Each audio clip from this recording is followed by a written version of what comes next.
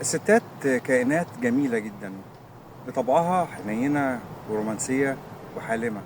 بس في لحظات الراجل بياخد عنها انطباع بيغير فكرته عنها تماما. عارفة انت وقت النقاش ما يحتد النقاش بيحتد، ووشك بيتجمد وعينك بتوسع قوي وحواجبك تترفع لفوق. صوتك كمان بيتغير، بيبقى صوت ذكوري جدا. الفلاسفة الألمان بيقولوا إن قوة المرأة في ضعفها. والقرآن نفسه القرآن نفسه كرم الست لدرجة محدش يقدر يكرمها زي ربنا سبحانه وتعالى. الست ما بتبقاش ست إلا بصوتها الواطي وبضعفها. تعالى أقول لك إحنا معشر رجال بنشوفك إزاي. لما وشك يتجمد وعينك توسع وحواجبك تترفع لفوق، بنشوفك راجل بشنب، وشكلك ده مش بيفارق خيالنا لحظة خالص. قوة المرأة في كيدها، وربنا سبحانه وتعالى ذكر إن كيد النساء أقوى من كيد الشيطان. وقال كده رب العزة في كتابه الكريم: إن كيد الشيطان كان ضعيفا.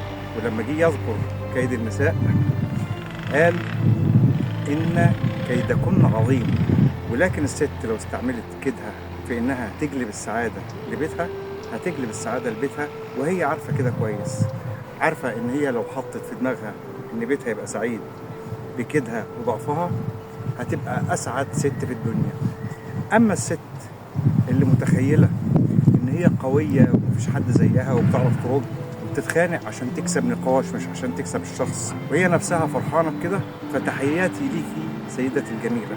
أحب أقولك إن أنت مش هتعجبي أي راجل في الدنيا، لأن الراجل الصح عايز الست الضعيفة.